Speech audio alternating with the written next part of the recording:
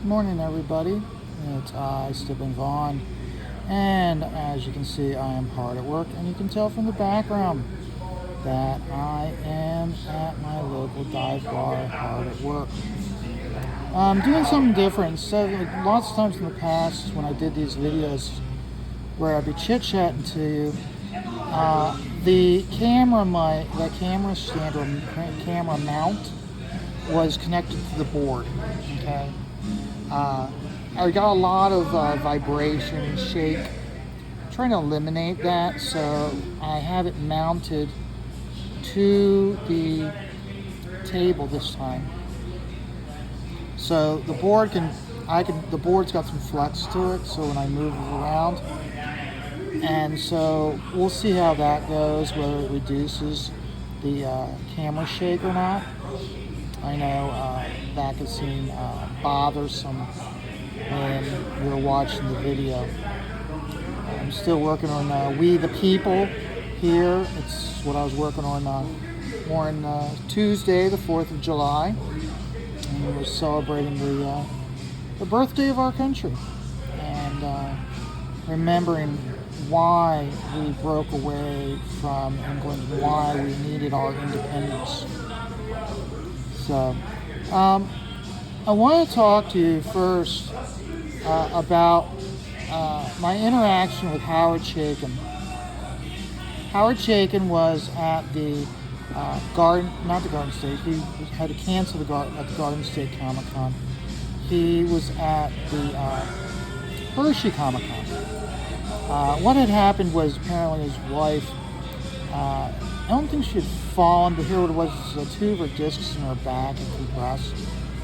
So she was in a lot of pain, so he wasn't able to make it.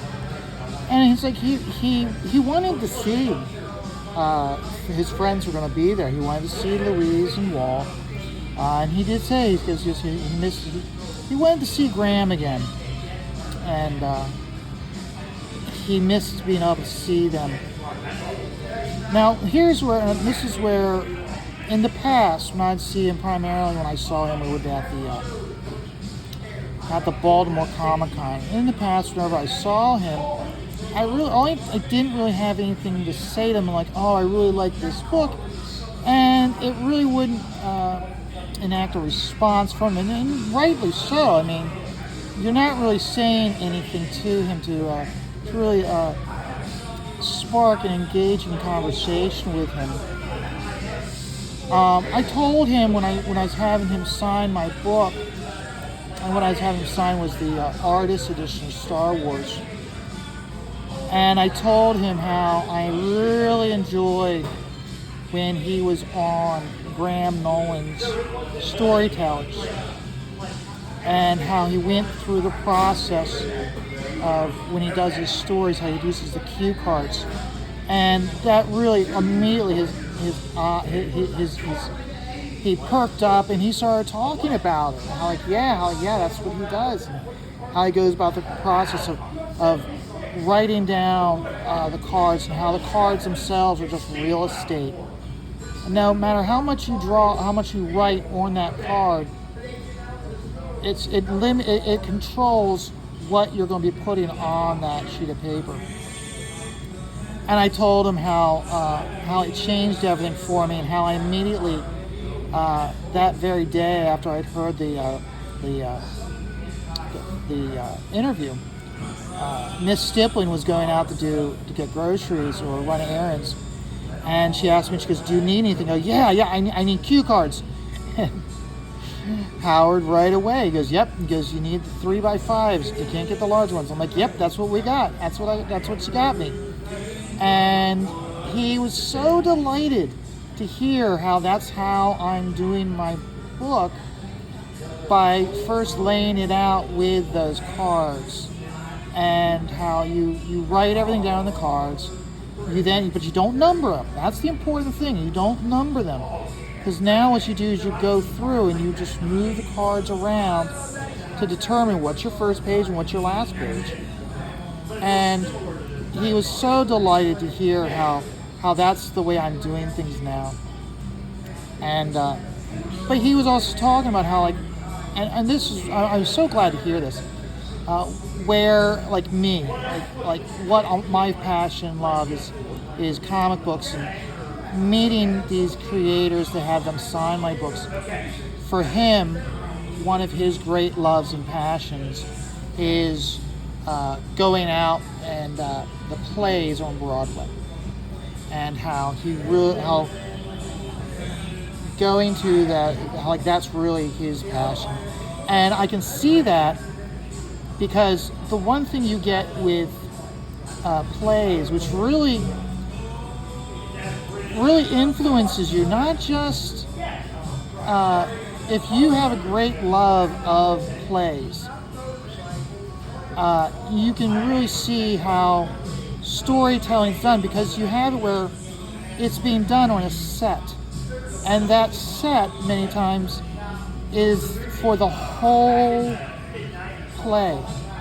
Sometimes when you go to, especially big budget Broadway plays, they'll have like an interlude where they pull the curtain down and they're changing the scenery from one, but because they're having to do that in front of the audience live, they can't have big, a lot of times they can't have extremely elaborate sets. They have to have minimalist sets, because the set and the environment isn't conveying your story many times, or most of the times.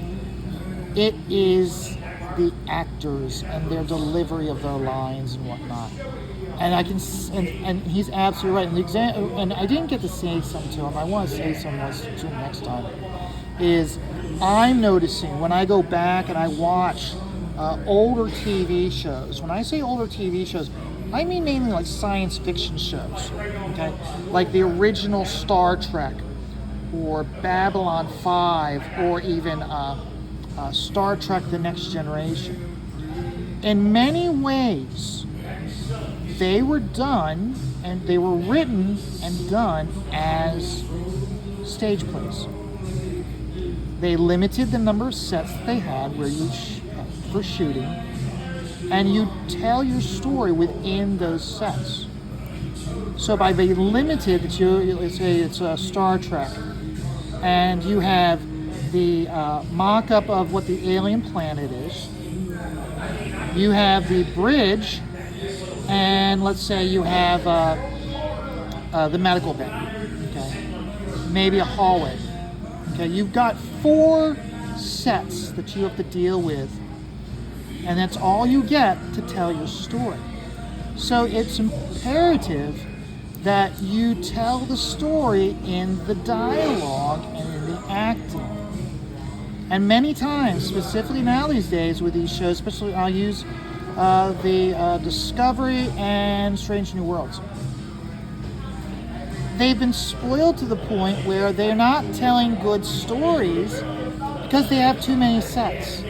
They can have the captain's quarters, they can have the bridge, they can have the medical bay, they can have engineering, and you're seeing all of them in one episode, along with these big elaborate sets for what the alien planet is. And they've gone so to the point where they're so intent on the realism of these sets, and they're too big in my opinion, that it's neutered the storytelling. It's neutered the actor's ability to tell the story on their delivery of the lines. I'm really seeing, like, because I do remember, I don't go to plays like I used to. When I was much younger, my parents took me to various plays, the school plays. Even took when I had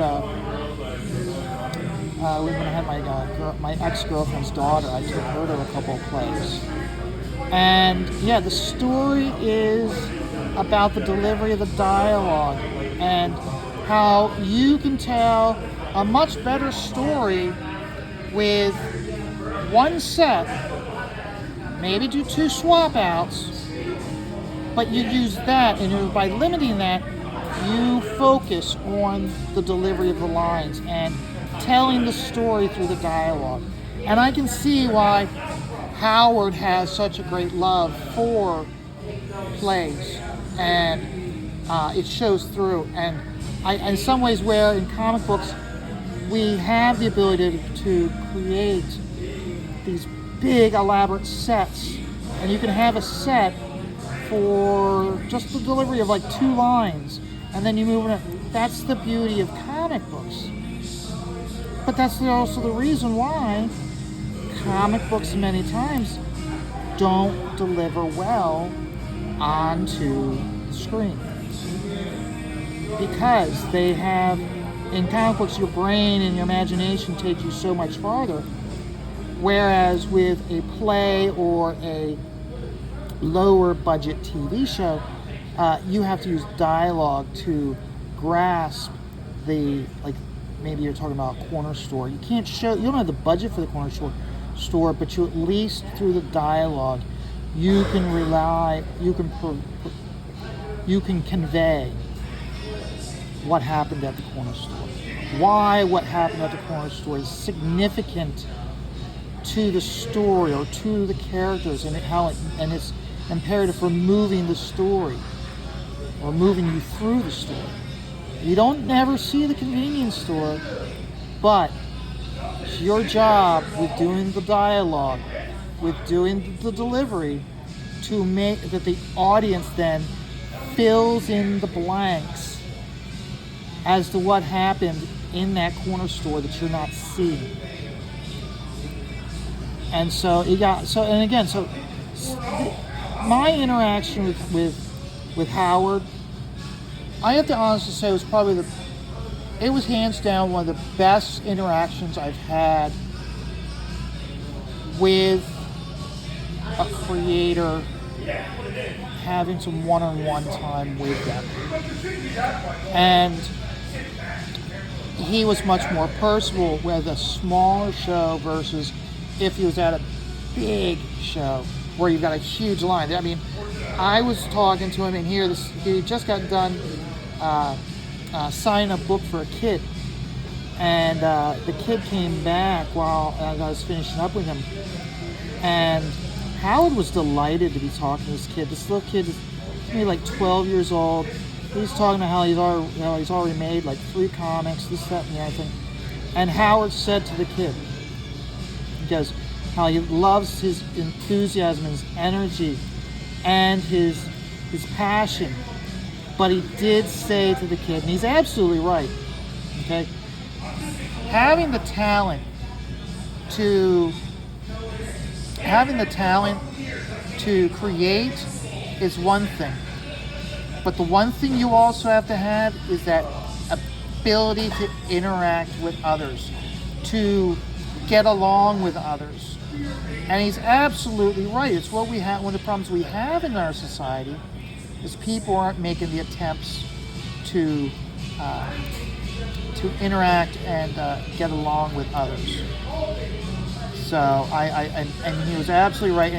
And I can see where he, in some ways, gets frustrated with what he sees around him. And he was very, and this is one of the things, you know how when you get like the professionals talking, or you get the Gammon Kings talking, and they talk about other creators who they will intentionally put others down who are trying to get into the business. Okay, Howard's interaction with this child was not the interaction of go away, you're my future competition. No, Howard wants this kid to succeed in comics. Howard sees that our continuation of this medium is dependent on these enthusiastic children doing these things. And that's the reason why Howard wanted to go above and beyond with not just giving this kid positivity, okay, but giving this kid mentorship for this kid to succeed. Had nothing to do with the kid's writing ability, had nothing to do with his drawing ability. It had to do with, these are the things you need to do to succeed. If you want to succeed, these are the things you need to do. And it was so good to hear him provide this information to this child, that this child is going to succeed. And we need more than that. Another person who is just as enthusiastic as Howard that I've met like that is Dan Fraga. Okay, I'm not going to discuss about Dan Fraga being how he's late with his book. That's not the topic of this conversation. It's about encouraging people to continue, not to give up, keep pushing. Okay, if that Howard was pushing, when Howard was talking to Graham, when Graham very first started his show, Howard referred to when he got into the business, he didn't necessarily have the talent, but he had the blind rage. That's the key thing, the blind rage. And in many ways, what Howard was saying to this kid was, Howard was instilling that blind rage into that child. To don't take no for an answer. Don't give up. Keep fighting. You are going to succeed if you keep fighting, and make certain that you have the social skills to succeed, not just the talent. And you can tell just from the tones that I'm using, the passion in my voice, how I took everything he said to heart. Okay? The book that I'm working on, Scat Investigators, the reason why it is as far as long as it is, and the storytelling is as strong as it is because I listened to what he said about the using those cue cards. Okay, I know that if Howard were to see it, my book and the finished product, he may not agree that I utilize those cards to the best of my ability. Okay, but he gave me one of the tools that I need to succeed. How I utilize that tool is up to me, but he provided me with the tool, and I can't thank him enough for that. So when you and that's where, honestly, if you are a fan of comics, you please go back in Graham Nolan's history of his show, The Storytellers, find that interview between Graham and Howard and watch it. Okay? And watch every single one of his interviews with every single one of his leaders he's interviewed. You will learn so much. And if you listen, pay attention, you will discover the tools that you need to succeed. Many times, like the episode with Lee Weeks, I rewatched that one because it provides me such tools. One of Lee Weeks' biggest things is the gutters. How you utilize the use of that small, thin white line between two panels. How you try to maximize your mileage between those gutters. And if you're able to do that, you're going to have really good images and good storytelling. So again, that's where it's like sometimes you gotta look at it, and you gotta sometimes when you gotta look at it, you have to feed upon your own strengths. Okay.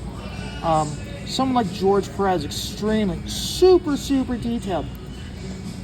He many times can use that to slow up the pacing by showing a series of close-up shots or of close-up images of one of the bad guy, one of the victim, one of the bystander. Now you see the gun being pulled out of the pocket. Now you see the gun being pointed by the bad guy, and your big splash is the villain shooting the victim. Okay, or as other people, they break that those 8 panels down into 3. Okay, because you want a faster story pacing. Like someone like Joe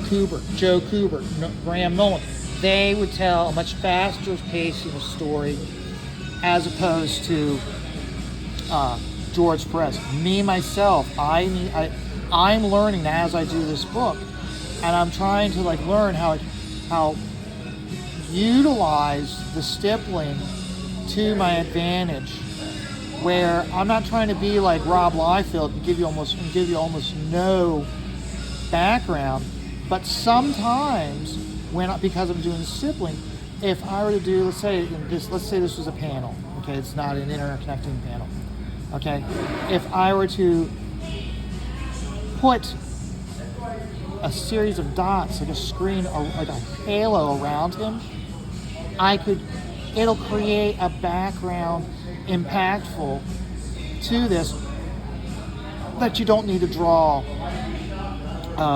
all the slats of the wooden fence. Let's say it's in front of a wooden fence. You wouldn't need to draw all the slats. You wouldn't need to draw all the bricks. Okay, so when you're creating, you got to work to your strengths, but the number one thing you got to do is be able to convey a good story, and that's one of the things that I took. And I am actually looking forward to speak to Howard again in Baltimore.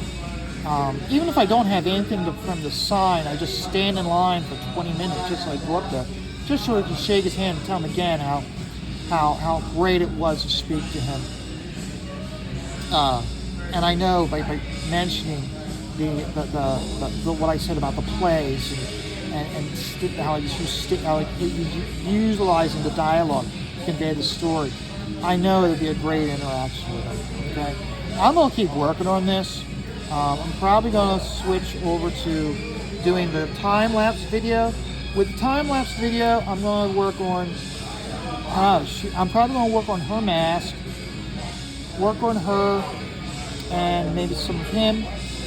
This piece is getting to the point where I've got to get these images drawn. Like right now, all I have for those images is over here. So you can see where I've got it kind of worked out where I've got the magic guy here. I've got this guy with the sword here. And I'm probably going to have down here, I'm going to have the silhouette. I'll work the silhouette out. So I got to work them up and I got to draw them up and get them light boxed in. So I've got some work ahead of me. I'll have to do that tonight. But hey, enjoy your day. I'll be following this up with one of my time-lapse videos. Until then, hey, everybody, please take life one dot at a time.